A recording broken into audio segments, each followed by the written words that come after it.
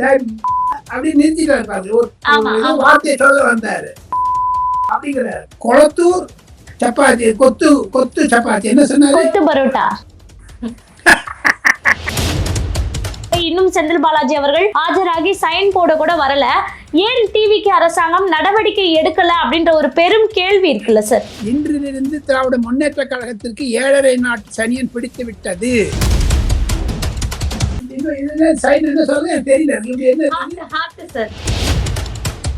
உத்தரப்பிரதேசத்தில் எப்படி தலித்தை வைத்துக் கொண்டு வியாபாரம் செய்து மாயாவதி தன்னுடைய புகழை இழந்தாரோ அதே மாதிரி தமிழகத்தில் திருமாவளவனுக்கு சறுக்கல் ஆரம்பித்து விட்டது. கலங்கரை சொந்தங்களுக்கு அன்பு வணக்கம். இன்று நம்மோடு நேர்காணலில் இணைந்திருக்கும் சிறப்பு விருந்தினர் டெல்லியிலிருந்து மூத்த பத்திரிகையாளர் டெல்லி ராஜகோபாலன் அவர்கள். வணக்கம் சார். நமஸ்காரம்மா. வணக்கம் வணக்கம், நமஸ்காரங்கள். இன்று கரூரில் முதலமைச்சர் விஜய் பேசியதனுடைய கேள்வி நீங்க கேட்க போறீங்கன்னு எனக்கு தெரியும். கண்டிப்பா சார். அதாவது இன்னைக்கு விஜய் அவர்கள் கரூர்ல போய் என்ன பேச போறாரு அப்படின்னு பல எதிர்பார்ப்புகள் இருந்தது. பிளஸ் அந்த 41 குடும்பங்களுக்கு அரசு வேலை அப்படின்ற பல விஷயங்களை சொல்லியிருக்காரு. ஸோ அதெல்லாம் இப்போ எப்படி செயல்படுத்த போறாரு அப்படின்னு பல எதிர்பார்ப்புகள் இருந்தது. இன்னைக்கு விஜய் அவர்கள் பேசியும் இருக்கிறார். நீங்க எப்படி பாக்குறீங்க விஜய் அவர்களின் இந்த பேச்சு அரசியல்ல என்ன மாதிரியான தாக்கத்தை ஏற்படுத்திருக்கு? டெல்லியில என்ன பேசப்படுது? டெல்லியில் பேசப்படுவது 3 விதங்களாக தாங்கள் பிரிக்கலாம். நீதிமன்றம், சட்டமன்றம், மக்கள் மன்றம். இந்த 3த்திலுமே விஜயினுடைய அரசாங்கம் ஒரு விவாத பொருளாக இருக்கிறது. ஹார்ஸ் ட்ரேடிங், குதிரை பேரம் என்றெல்லாம் சொல்லி. அதை தவிர நடிகர் 10 நாள் கூட ஆகல, அவருக்கு என்ன பேச தெரியுமா, எழுத தெரியுமா, முதலமைச்சரா இருக்கு தெரியுமா, அரசாங்கத்தில் இருந்த ஒரு பயிற்சி இல்லை, எக்ஸ்பீரியன்ஸ் கிடையாது, முதிர்ச்சி இல்லை என்றெல்லாம் சொன்னார்கள். ஆனால் கடந்த 45 ஆண்டுகளாக 1967 இருந்து தமிழகத்தினுடைய அரசியல் நிலைமை நான் நன்றாக புரிந்தவன், அறிந்தவன். ஐயா கருணாநிதி அவர்கள், ஐயா அறிஞர் அண்ணா அவர்களையே நான் நேரில் சந்தித்தேன் இளம் நிருபராக. ஐயா காமராஜை பார்த்தவன், அம்மையார் ஜெயலலிதாவை பார்த்தவன், ஸ்டாலினை பார்த்தவன், எடப்பாடி ஆகிய இத்தனை முதலமைச்சரை பார்த்ததை விட இன்று கரூரில் விஜய் பேசியதனுடைய தாற்பயம் 3 விதங்களாக தாங்கள் பிரிக்கலாம். 1, திராவிட முன்னேற்ற கழகத்தின் மீது அவருக்கு இருக்க கோபத்தை வெளிக்காட்டினார் என்று. இன்றிலிருந்து திராவிட முன்னேற்ற கழகத்திற்கு 7.5 நாட்டு சனியன் பிடித்து விட்டது, விஸ்வரூபம் என்று சொன்னார். அதன் மூலமாக நாங்க தோண்ட வந்துட்டு இருக்குது, தோண்ட வந்துருக்குன்னு சொன்னாரு. ஆக மொத்தம் அவர் எதை தோண்டுகிறார்? ஊழலை. அதற்கு சரி சமமாக தமிழகத்தில் தான் பெருமையுடன் சொல்லிக் கொள்கிறார், நான் 55-60 நாட்கள் ஆட்சியில ஒருத்தர் கூட ஊழல் பேச்சு முடியாது இருக்கிறது என்றெல்லாம் சொல்லி. அது உண்மைதான். என்னுடைய நெருங்கிய உறவினர் நேற்றைய முன்தினம் சென்னை கார்பரேஷன் அலுவலகத்துக்கு சென்று ஏதோ ஒரு அப்ளிகேஷனை கொடுத்தாரு. நீங்க நம்ப மாட்டீங்க மகாலட்சுமி, அடுத்த நாள் இமெயில் வந்துருச்சு அவருக்கு, எஸ் அப்ரூவ்டுன்னுட்டு. இவர் ஒரு பணம் தரல, ஒன்னும் சொல்லல. அது தவிர சில திமுக அதிகாரிகள் இன்னமும் அரசியல் இருக்கிறார்கள், விஜய் அவருடைய ஆட்சிக்கு களங்கம் வளர்க்க வேண்டும் என்று. அதற்கு விஜய் அவர்கள் இன்று வெளிப்படையாக சொல்லிவிட்டார், பொதுமக்களே, தங்கையே, அக்காவே, மருமகனே எல்லாம் சொல்லிட்டு நீங்க சொல்லுங்க விஜய் ஆட்சி நடக்குது, அரசுக்கு ஊழல் இருந்தால் நீங்களே சொல்லுங்க, நாங்க சொல்லிடுவோம்னு சொல்லிட்டு ஒரு பயமுறுத்திட்டார் அதிகாரிகளை. பப்ளிக் லெவல்ல போய் ஊழல் என்பது இல்லாமல் செய்து விட்டது 2 மாதத்தில் மிக மிக சாதுரியமான செயல், நல்ல செயல், வரவேற்க செயல். கரூரில் விஜய் பேசியதை 3 விதமாக பிரிக்கலாம். 1, அரசியல் ரீதியாக சட்டமன்றத்தில் பேசியதனுடைய தொடர்ச்சியாக விஜய் அவர்கள் திராவிட முன்னேற்ற கழகத்தை ஒரு வாங்கினாங்க. வாயில எது வந்தாலும் பேசலாமா அப்படின்னு கேட்டாரு. உங்களை வாயில எது வந்து பேசிடுறீங்களே அப்படின்னு. தவிர டாக் லெஸ் ஒர்க் மோர்னாரு. மேகதாது பற்றி ஸ்டாலின் செய்த தவறுகளை குறிப்பிட்டார். ஸ்டாண்டர்ட் ஆபரேட்டிங் ப்ரொசீஜர் என்பதை ஸ்டாலின் ஆபரேட்டிங் ப்ரொசீஜர் என்று சொல்லிவிட்டார். தாங்கள் இன்னமும் என்ன கனவில் இருக்கிறீர்களா என்றெல்லாம் கேட்ட விஜய் அவர்கள் கடமை கண்ணியம் கட்டுப்பாடு என்று அண்ணா சொன்னதை சொல்ல தவிர அவர் சொன்னாரு, 8,000 பேருக்கு நான் வேலை கொடுத்திருக்கேன். 18,000 கோடியில எல்என்டிலேருந்து ஒரு ஜாப் ஒண்ணு பண்ணியிருக்கேன் 3 மாவட்டத்திற்கு சொன்னாரு. அதை பற்றி அவர் விவரமாக சொல்லவில்லை. சொல்லி இருக்க வேண்டும். ஏன்னா அவருக்கு அரசாங்கத்துடைய சாதனை. ஒவ்வொரு டிபார்ட்மெண்ட்டா நான் தொண்டு போறேன். அது பார்த்துட்டு இருக்கச்ச தோண்ட ஏதோ வருது, ஊழல் வருதுங்கிற. அப்புறம் அப்படி நிறுத்திட்டாரு பாருங்க. ஒரு ஏதோ வார்த்தையை சொல்ல வந்தாரு. அது என்ன வார்த்தைன்னு நம்மளுக்கு தெரியல அப்படிங்கிறாரு. புரியல. 1. 2, எதிர்கட்சிகள் நாடமாடுகிறார் என்று சொன்னாலும் சட்டசபையில் இப்படி பண்றாரு இப்படி பண்றாரு. இன்னைக்கு பாருங்க குடுகுடு ஓடி காமிச்சாரு. ஆக மொத்தம் பொதுமக்கள் இவருடைய நடவடிக்கைகளை எல்லாம் ரசிக்கிறார்கள் என்பதைத்தான் அவர் புரிந்து கொண்டிருக்கிறார். நானும் புரிந்து கொண்டிருக்கிறேன். 2வதாக விஜய் அவர்கள் பேசும் பொழுது பல பெண்மணிகளுடைய வரிசையில் இருந்து கேமரா மூலமாக போக்கஸ் பண்ணும் பொழுது விஜய் அவர்களுடைய ஒரு அன்பு பாசம் பொதுமக்கள் மீது இருப்பதை அவர் வெளிப்படுத்தினாலும் அதை பிரதிபலித்தார்கள் பெண்கள். மிக ருசிகரமாக இருந்தது பார்ப்பதற்கு. அது டெல்லியிலிருந்து பார்க்கும் பொழுது தமிழகத்தில் இருக்கக்கூடிய பெண்மணிகள் இப்படி செய்கிறார்களே என்ற ஒரு ஆச்சரியம் எனக்கும் வந்தது. காரணம் என்ன என்று கேட்டால், ஒரு ரிப்ளை பண்ணும்போது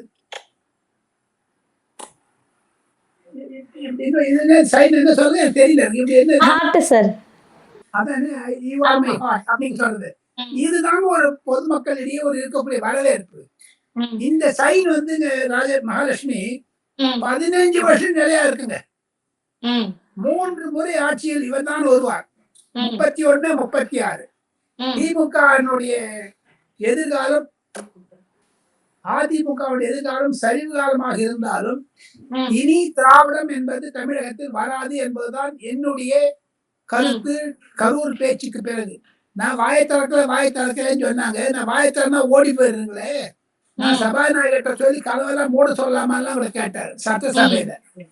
அது என்ன அர்த்தம்? அது மேகதாது விஷயத்துல சொன்னதுக்கு அப்புறம் நான் வந்து ரியல் டைம் பாலிட்டிஷியன் ஆக போறேன். அது தவிர ஒரு வீடியோ அவரே சொல்லியிருக்காரு. முதலமைச்சராக முன்னாடியாகவே முதலமைச்சராக நடிக்க மாட்டேன், முதலமைச்சராக பணிபுரிவேன் சொல்லியிருக்காரு. அதை இன்னைக்கு நிரூபித்து காண்பித்து விட்டார் என்பதுதான் என்னுடைய கருத்து. அதை தவிர மிக முக்கியமானது 3வது கருத்தாக விஜய் துவக்க உரையில் பேசியது எதையெல்லாம் அவர் சிபிஐ ஆபீஸ்ல டெல்லியில சொன்னாரோ அதை இன்னைக்கு அவுத்து விட்டார். என்ன விஷயங்கள் சார்? அது கரூர் கம்பெனி ஆபீசர் யாருன்னு சொன்னார், செந்தில் பாலாஜி தான் குறிப்பிட்டார். அது ஒண்ணு. 2வது, ஆபீசர்லாம் என்ன போன்னு சொன்னாங்க, நான் சல்யூட் அடிச்சேன், தேங்க்ஸ் சொன்னேன், பண்ணிருக்கூடாது போல இருக்குது அப்படின்னு. எந்த போலீஸ் வந்து அந்த போலீஸாருக்கு யார் டைரக்ஷன் கொடுத்தான்னு சொன்னார் பாருங்க. அவர் செந்தில் பாலாஜியை குறிப்பிடுகிறாரா, உதயநிதி ஸ்டாலினை குறிப்பிடுகிறாரா அல்லது முக ஸ்டாலினை குறிப்பிடுகிறாரா என்று தெரியவில்லை. அதை விஜய் அவர்கள் விளக்கி இருக்க வேண்டும். சூசுகமாக தெரிவித்ததனால் கண்டிப்பாக விஜய் அவர்களுடைய அழுத்தம், விஜயனுடைய ஆத்திரம், விஜயனுடைய கோபம் செந்தில் பாலாஜி மீதுதான் இருக்கிறது என்பதை விளக்கிவிட்டது அவருடைய பேச்சு. சார், இப்போ அதாவது வேட்டைக்காரன் பாட்டெல்லாம் பாடினாரு, வராம் பாரு வேட்டைக்காரன் அப்படின்னு பாடிட்டு என்னை பார்த்துட்டு ஓடுன்னு ஓடிட்டாரு செந்தில் பாலாஜி அப்படின்னு சொல்றாரு. ஸோ வந்து ஏன் இன்னும் செந்தில் பாலாஜி அவர்களை கைது செய்யல? ஏன்னா ஆஜராக சொன்னாங்க, இன்னும் செந்தில் பாலாஜி அவர்கள் ஆஜராகி சைன் போட கூட வரல. ஏன் டிவிக்கு அரசாங்கம் நடவடிக்கை எடுக்கல அப்படின்ற ஒரு பெரும் கேள்வி இருக்குல்ல சார்? எடுப்பாங்க, அதுக்கு அவசர எதிர்க்கப்படணும், எடுப்பாங்க. ஒரு சிக்கல்ல மாட்டிட்டாரு இல்ல, இனிமேல் அவதாரம் பண்ணணும். எதுக்கு இவர் அவசரப்படணும்? இப்போ நம்மளுக்கு பிரேக்கிங் நியூஸ் வேணும், 24x7 நியூஸ் வரணுங்கிறதுக்காக அவர் அரெஸ்ட் பண்ணுவான்னு எப்படி எதிர்பார்க்க முடியும்? சட்டம் தனது கடமையை செய்கிறது தவிர அவருக்கு இஷ்டம் தான் பண்ணுவாரு, இல்லைன்னா பண்ண மாட்டார், அப்படி விட்டுருவாரு. எதுக்கு சொல்ல வரேன்னா, தமிழக அரசியலில் இப்பொழுது ஒரு குழப்பமான நிலைமை உருவாகி இருக்கிறது திருமாவளவன் பேச்சு மூலமாக. அதிலிருந்து அவர் வெளியே வர வேண்டும் என்றால் ஒரு ஃப்ரண்ட்ல அட்டாக் பண்ணும், இன்னொரு ஃப்ரண்ட் நீங்க you can't create another enemy இங்க இதெல்லாம். ஒரு எனிமி உங்களுக்கு டைரக்டா இருக்குது, அதை நீங்க டீல் பண்ணும். பல எதிர்காலிகளை நீங்க தயார் பண்ணக்கூடாது. இப்ப செந்தில் பாலாஜி அரெஸ்ட் பண்ணா அவர் சிம்பத்தி வரும். சிம்பத்தி வந்து சட்டமே கோர்ட்டே சொல்லி இவர் பயப்பட வச்சா இருப்பாருங்க. திகில் அடிக்குதுன்னு பாடியா இருப்பாரு. ஒரு வார்த்தையை சொன்னார், மறந்து போயிட்டு. அது வந்து என்னது சவால் விடுறேங்கிற மாதிரி ஒண்ணு சொன்னாரு. அதெல்லாம் செந்தில் பாலாஜியை குறிப்பிட்டார் அவர். ஆக மொத்தம் அவரை கைது செய்ய வேண்டும் என்பது சட்டத்தினுடைய கடமை. போலீசார் பண்ணுவாங்க, கோர்ட் பண்ணும். இவர் என்ன பண்ண வேண்டிய அவசியமே கிடையாது. ஏவா வேலு அவர்களை தான் குறிப்பிட்டு சிங்கப்பூர்ல ஒருத்தர் போய் ஒளிஞ்சுக்கிட்டு இருக்காரு அப்படின்னு சொல்லியிருக்காரு. ஏவா வேலு அவர்களுக்கும் இந்த குதிரை பேரம் விஷயத்துக்கும் ஏதாவது லிங்க் இருக்குன்றத தொடர்பு படுத்தி பேசுறாரா சார்? எதிர்கட்சிகளை உடைக்க வேண்டும், எதிர்கட்சிகளை சரிசமம் செய்ய வேண்டும் என்றுதான் பல கருத்துக்களை சொன்னாலும் ஏவா வேலு குதிரை பேரத்தில் அவர் இல்லை என்று தான் நான் நினைக்கிறேன். காரணம், அவருடைய கேஸ்ல இருந்து வேற விதமான கேஸ்ல தான் எஃப்ஐஆர் போட்டிருக்காங்க. அவர் தலைமறைவா இருப்பதற்கான இந்த குதிரை பேரத்துக்காக இல்லை. 4-5 ப்ராப்ளத்தை கொடுத்துட்டாங்கன்னா, இப்ப பாருங்க, திமுக தலைவரே வெளில போயிட்டாரு. அதை தவிர 4 எம்பி அவுட் ஆஃப் இந்தியால இருக்காங்க. அது யாருக்குமே தெரியல.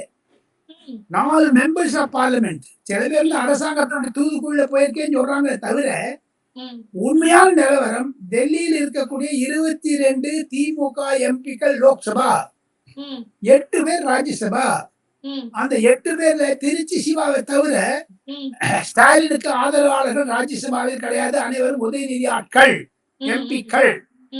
லோக்சபால பாத்தீங்கன்னா 15-16 பேர் உதயநிதியினுடைய சப்போர்டர்ஸ், ஒரு 5-6 பேர் தான் ஸ்டாலினுக்கு இருக்காங்க. ஆக மொத்தம் திமுக நாடாளுமன்ற அளவிலே பிரிந்து விட்டது. லோக்சபா, ராஜ்யசபா தவிர ஸ்டாலின் அவர்கள் பாஜகவை கையை பிடித்துக் கொண்டு கண்டிப்பாக, ஏன்னா 2 கவர்மெண்ட் நீங்க விளைவிச்சுக்க முடியாது, சென்ட்ரல் கவர்மெண்ட், ஸ்டேட் கவர்மெண்ட். இப்ப டீலிமிட்டேஷனை பத்தி விஜய் பேசினது காரணம் கூட ஸ்டாலினுக்கு ஒரு அழுத்தத்தை கொடுத்தார் விஜய். தாங்கள் ஒரு நிலைப்பாட்டை எடுங்கள் என்று. அந்த அழுத்தம் ஒருவேளை பாஜக பக்கம் தள்ளி விட்டுச்சுன்னா விஜய் நாளைக்கு சொல்லுவார், பாருங்க நான் சொன்னதுனால நீங்க பாஜக பக்கம் போயிட்டீங்கன்னு. ஸோ ஆக மொத்தம் இந்த பாலிடிக்ஸா தான் நான் பாக்குறேன். அவர் செந்தில் பாலாஜியை கைது செய்ய வேண்டிய இடத்தில் விஜய் இல்லை, நீதிமன்றமும் போலீசாரும் தான் நிற்கிறார்கள். சார், இப்போ ஸ்டாலின் அவர்கள் வெளிநாட்டுக்கு போயிருக்காரு அப்படின்றத சொல்லும் போது வந்து திமுகவை நுண்ணிப்பாக கவனிக்கிறதா டிவிக்கு அரசாங்கத்தின் உளவுத்துறை அப்படின்ற ஒரு கேள்வி இருக்கு. பண்ணதான் பண்ணுவாங்க. எப்பவுமே எந்த அரசாங்கம் இருந்தாலும் அவர் எதுக்காக பண்ணுவாங்க. உளவுத்துறை என்பது நம்ம 2 பேர் பேசுறதுதான் கேட்டு இருக்காங்கம்மா. ஏதாவது ஒரு ஆபீசர் மகாலட்சுமியோ ராஜகோபாலன் பேசுறதை கேட்டுனா கூட நம்மளை கண்காணிக்கிறார்கள். அதுதான் அவங்க தொழில், அது அவங்களுடைய வேலை, அதுக்காக பயிற்சி பெறுகிறார்கள். ஆக மொத்தம் அரசாங்கத்தில் நிரந்தரமாக இருப்பது போலீஸ். அவங்களுக்கு 2 சைட்லயும் விஷயம் தெரியும். திமுக பத்தி தெரியும், அதிமுக பத்தி தெரியும். அரசாங்கத்தை காப்பதற்கு தான் அந்த உளவுத்துறை இருக்கிறது என்பதுதான் என்னுடைய தாழ்மையான கருத்து. அது மத்திய அரசாங்கமாக இருக்கட்டும், மாநில அரசாங்கமாக இருக்கட்டும், அரசாங்கத்தின் மீதோ அல்லது முதலமைச்சர் மீதோ அல்லது ஏதாவது குற்றவாளிகள் முதலமைச்சரையோ மற்ற அமைச்சர்களையோ பார்க்க போனால் கூட அது உளவுத்துறை ரிப்போர்ட் செய்யும் முதலமைச்சருக்கு, அந்த குறிப்பிட்ட அமைச்சருக்கு ரிப்போர்ட் செய்யும். அதுதான் அவருடைய கடமை. அதனால்தான் வந்து உளவுத்துறையின் பேரு. ஆக மொத்தம் திமுகவை பற்றி உளவுத்துறை இவ்வளவு பெரிய டாக்குமெண்ட் வச்சிருக்காங்க, யாரும் இல்லைங்கிற. சமீபத்தில் அமித்ஷா அவர்கள் 150 திமுக தலைவர்கள் பல ஸ்டேஜ்ல, ரேங்க்ல, மாவட்ட செயலாளர், ஒன்றிய செயலாளர், MLA, ex MLA, MP, ex MP, மந்திரிகள், எம்பிக்கள், அதெல்லாம் விட்டுருங்க. அவங்களுக்கெல்லாம் 150 பேருக்கு திமுகவுடைய முன்னாள் அமைச்சர்களுக்கு எல்லாம் சேர்ந்து கொண்டு அயல் நாட்டில் வீடு வாசல் இருக்குது, ப்ராப்பர்ட்டிஸ் இருப்பதை பற்றி லிஸ்ட் வந்து மத்திய உளவுத்துறை தயார் செய்து என்போர்ஸ்மெண்ட் டைரக்டரேட் மூலமாக அது சென்னை போலீசாருக்கு அமித்ஷா மூலமாக கொடுக்கப்பட்டது. நான் ஊர்ஜிதமான செய்தி தருகிறேன். அதுல இருந்து விஜய் பார்க்க ஆரம்பிச்சாருன்னா விஜய் அதனால நோன்றாரு, எல்லாத்தையும் புறாங்கிறாரு. அவர் சொல்றாரு, நான் உங்க தேவையில நான் வந்தேன், என்னுடைய தேவை நான் வந்தேன், நான் என்ன பண்ணுவேன், நான் பண்ணுவேன், நான் மக்களுக்காக தான் இருக்கேன், மக்களுடன் தான் இருக்கிறேன் என்று ஒரு ஓப்பனா டாக் பண்ணாரு பாருங்க. அதுதாங்க பெஸ்ட். அவருக்கு ஒரு சல்யூட் இருந்தமா. சார், இப்போ ஸ்டாலின் அவர்கள் வெளிநாடு செஞ்சிருக்காரு அப்படின்னும் போது அதனுடைய பின்னணியில ஏதாவது ஒரு ஸ்பெஷல் தகவல் இருக்கா சார்? அவருக்கு எப்படிதான் உடம்பு சரியில்லைன்னு போயிருப்பாருங்க. அவருக்கு வந்து சில ஒரு உடல்நிலை குறைவாக இருந்தாலும் ஹெல்த் செக்அப்க்கு போவாங்க. வாஸ்தவம் தான், யாருமே போகக்கூடாதுன்னு சொல்லலாம். அது தனிப்பட்ட சுதந்திரம். வயதானவர், அவர் வந்து என்னை விட சிறுவராக இருந்தாலும் ஒரு பிரச்சனைகளில் இருக்கிறார். இருந்தாலும் தன்னுடைய பேரன் பட்டமளிப்பு விழாவிற்கு செல்ல வேண்டும் என்று ஒரு ஆர்வத்துடன் சென்றிருக்கிறார். தமிழக அரசியல் இருந்து ஒதுங்கி இருக்க வேண்டும். ஏன்னா அவர் எம்எல்ஏ இல்லை, அவர் தோத்து போயிட்டாருன்னா கூட ஒரு அரசியல்வாதிக்கு தோல்வி வெற்றி என்பது சகஜம். ஆனால் தோல்வி அடைத்த மறுநாளே கொளத்தூர் தொகுதிக்கு போய் நன்றி தெரிவித்தார். ஆனால் இன்று முதலமைச்சரோ கரூரில் பேசும் பொழுது கொளத்தூர் சப்பாத்தி கொத்து சப்பாத்தி என்ன சொன்னாரு, கொத்து பரோட்டா.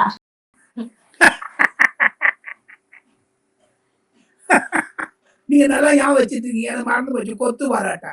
அந்த மாதிரி கதையில இருக்கிறதுனால கண்டிப்பாக விஜய் அவர்கள் அயல்நாடு சென்றிருக்கக்கூடிய ஸ்டாலினுடைய மூவ்மெண்ட்டுகளை வாட்ச் பண்ணத்தான் பண்ணுவாங்க. சார் இன்னொன்னு, அதாவது தாவிக கூட்டணி உடனே இருந்து கொண்டு ஒரு பக்கம் திருமா ஒரு பக்கம் ஒரு கருத்தை பதிவிடுறாரு, இன்னொரு பக்கம் வைகோ ஒரு கருத்தை பதிவிடுறாரு. ஸோ வந்து ஒரு முரண்பாடுகளோடையே இவர்களினுடைய கூட்டணி பயணிக்குது இல்ல சார், இதை ஏன் விஜய் வந்து தடுத்து நிறுத்தாம வேடிக்கை பார்க்கிறார் அப்படின்ற பெரும் கேள்வி இருக்கு. நீங்க எப்படி பாக்குறீங்க? அவர் தன்னுடைய அரசாங்கத்தை தக்க வைத்துக் கொள்ள வேண்டும். முரண்பாடுகள் இருக்கத்தான் இருக்கும். குடும்பத்தில் இருக்கிறது, கட்சியில் இருக்கிறது, ஆட்சியில் இருக்கிறது. இரண்டு அதிகாரிகளிடையே ஒரு கருத்து வேறுபாடு முரண்பாடு இருந்தால்தான் அது ஜனநாயகம். அதை பற்றி குறை கூறுவது தடினம். இருந்தாலும் திருமாவளவனுடைய மன குழப்பத்தை பார்த்தீர்களே ஆனால் வைகோ சொல்வது சரி. அவருக்கு ஒரு நோபல் பரிசு கொடுக்க வேண்டும் என்று சொன்னாரே குழப்பவாதத்திற்கு, அது உண்மை. ஏனென்று கேட்டால் இரண்டு படகுகளில் சவாரி செய்வது தவறு. நீங்க விழுந்துருவீங்க, நீங்க தான் விழுவீங்க, படகு விழாது. ஒரு பக்கம் திமுக, ஒரு பக்கம் தவேக. இது நடக்காது. இந்த பஜனை ஒரு நாள் உத்தரப்பிரதேசத்தில் எப்படி தலித்தை வைத்துக் கொண்டு வியாபாரம் செய்து மாயாவதி தன்னுடைய புகழை இழந்தாரோ 2017, 22 வாக்கு தேர்தலில், அதே மாதிரி தமிழகத்தில் திருமாவளவனுக்கு சறுக்கல் ஆரம்பித்து விட்டது. அவரே 8000 ஓட்டு தானே ஜெயிச்சாருமா. பொதுமக்கள் அவர் மீது நம்பிக்கை இல்லை என்பதுதான் வந்தது. அதையும் தவிர தமிழ் வெற்றி கழகத்துடன் அவர் கூட்டணி வைத்துக் கொண்டிருந்தாலும் தாவேகா விடுதலை சிறுத்தை வாக்குகளை கபலீகரம் செய்தது அல்லவா. அவர்கள் ஓட்டு பேங்க போயிடுச்சு.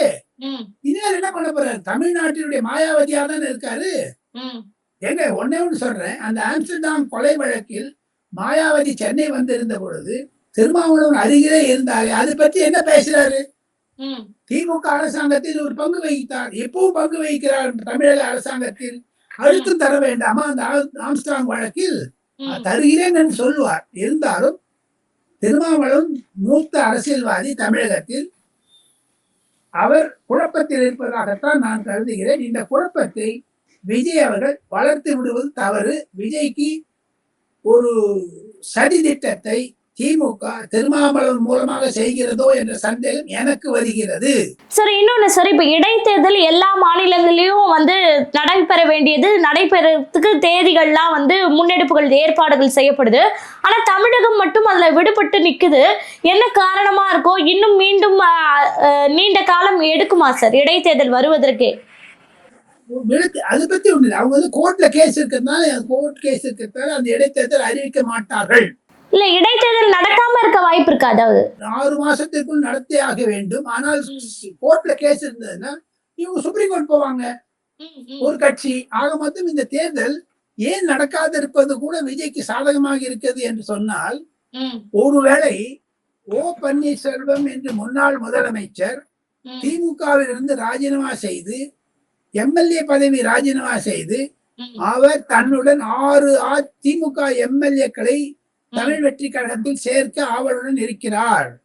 திமுக பிளவுபட இருக்கிறது. முன்னாள் அதிமுக, இந்நாள் சமீபத்தில் சேர்ந்த அதிமுக எம்எல்ஏக்கள் மனோஜ் பாண்டியன் உள்பட ராஜினாமா செய்து விடுவார்கள். அப்பொழுது இந்த 7 அசம்பிளிங்கிறது 15, 16 ஆயிடும்.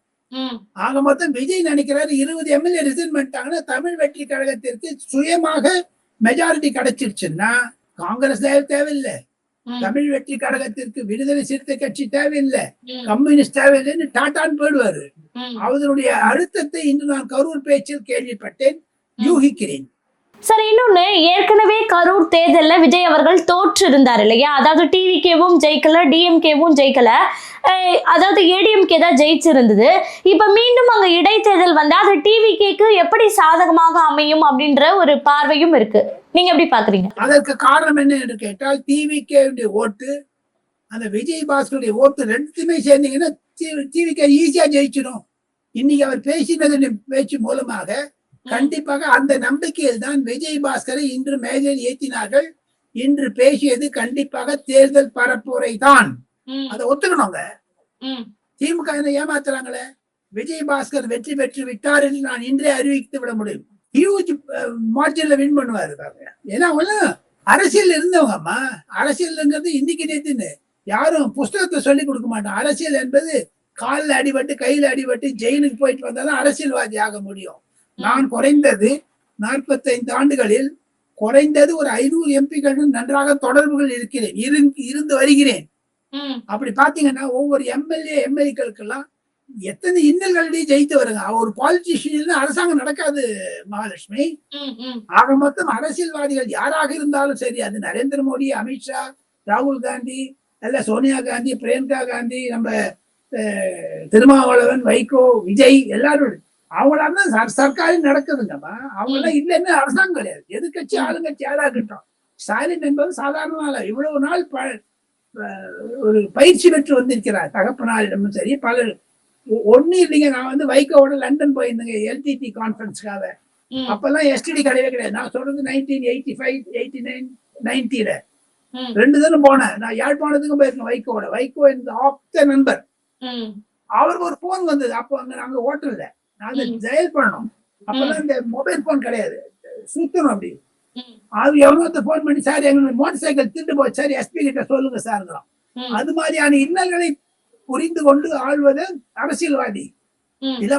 ஆக எம்ஆர் விஜயபாஸ்கர் கண்டிப்பாக ஜெயிப்பார் என்பதுதான் என்னுடைய ஆழ்மையான அரசியல் கருத்து என்று சொல்லி மகாலட்சுமியிடம் விடைபெறுகிறேன். நாளை மீண்டும் சந்திக்கிறேன். நன்றி சார்.